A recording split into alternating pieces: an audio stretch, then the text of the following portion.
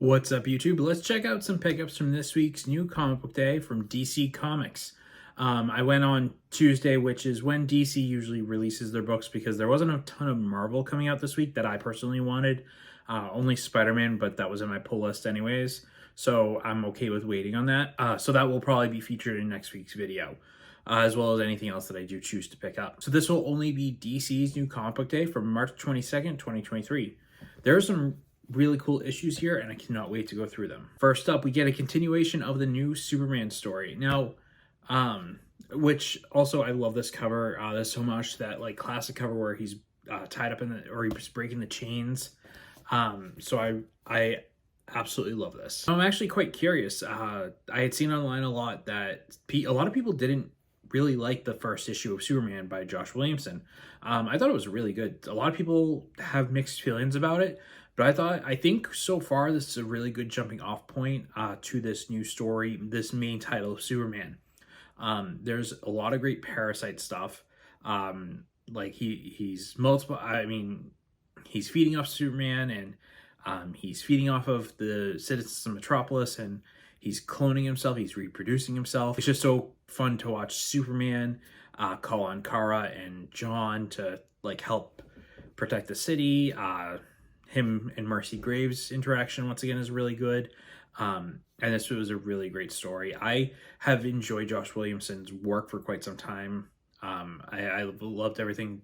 I read everything that he's really done since The Flash, and it's just been really good, and I am loving the Superman series so far. Next up, Batman Superman World's Finest, number 13, with an appearance of Metamorpho. World's Finest continues to be a excellent series, one of the best things that DC is putting out right now. This is a great issue. This shows a different origin to Metamorpho that you might be unaware of. For me, I always thought the only iteration of Metamorpho was the one from the Justice League animated series, where Stag tests on him, and that's why he becomes Metamorpho. But this one shows something regarding like a meteorite and being trapped in like a pharaoh's like grave or something like that. So I'm actually going to look into that, like if that is the actual origin of Metamorpho, or if it is the one that Justice League adapted. Now this story starts off with Simon Stagg being murdered and Batman and Superman trying to solve who it is. Jimmy Olsen does some good detective work on here to try to figure out who exactly did kill Simon Stagg, and who he blames for it is quite a shocker. So I'm excited to see the next issue of World's Finest. We have Batman One Bad Day, Ra's al Ghul.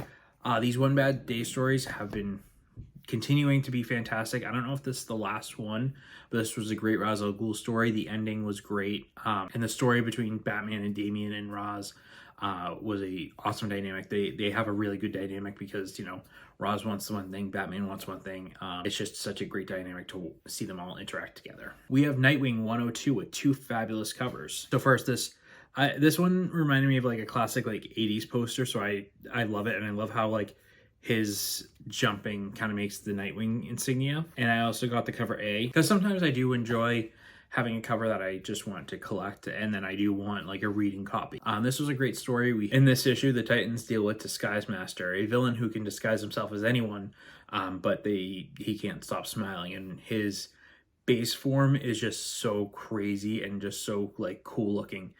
This was a really great story. The team is still trying to protect Blockbuster's daughter, and they have decided to rob Hell. So I'm very interested to see where the next issue takes us. And this was a much better issue than the last issue of Nightwing. And I love the interactions and watching this whole team work together. And I know I mentioned the villain, the Disguise Master. I don't know if this is an original villain. I would have to double check, but this was a really fun villain. Like I said, the base form was awesome. There's a flashback to him when he disguised himself as Superman, and he's got a long ass nose. He's like a foot shorter than he's supposed to be, and it was such a fun panel. We have DC Legion of Bloom, number 1, which is a anthology book with lots of cool stories. There's a real good one to kick it off with Poison Ivy, because you know Poison Ivy has been killing it right now, literally. And of course I did pick up that cover. There is a cool one between Batman and Dr. Phosphorus, or it's Woodrow. I don't know if that's what. Oh, he's the Floronic Man. That's what it is.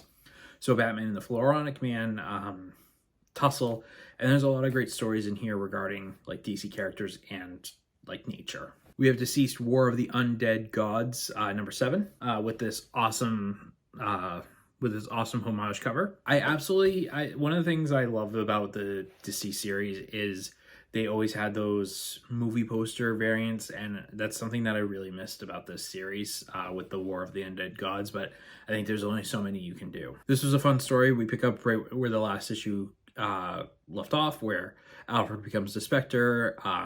We finally are able to cure Darkseid, and we make a allegiance with him. There is a really cool Lobo moment at the end of the story where he loses a hand and he says, you know, he loves to do activities with that hand, so take that as you will. But again, I'm still loving the DCeased story. We have the Flash 795 with this awesome cover. I absolutely love like the detail on this Flash. So the Flash family is still continuing the 1 Minute War, trying to stop Mother Mayhem and trying to team up, like trying to figure out the best way to take care of this. It kind of jumps back between Barry planning what they're going to do and what they're doing it kind of reminded me of like a heist movie where they're doing one thing and then they go, okay, here's all the planning and this is what we're going to end up doing. And then they show off the next part and then they go back to the planning part. It just reminded me of a heist movie and I'm absolutely here for it. And there was a really cool panel at the end showing where Wally is in Planet Flash, which there were so many cool characters there, like so many cool designs there. And I'm excited to see them dive into this Planet Flash. Lastly, we have the Milestone 30th Anniversary Anthology book. This is a really cool book. I absolutely love this cover because it homages the Flash of Two Worlds story.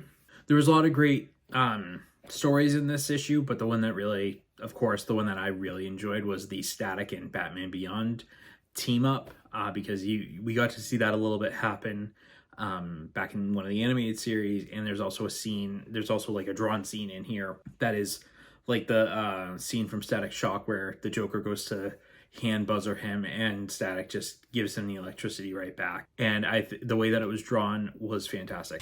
Gotcha. That looks fun. Let me try.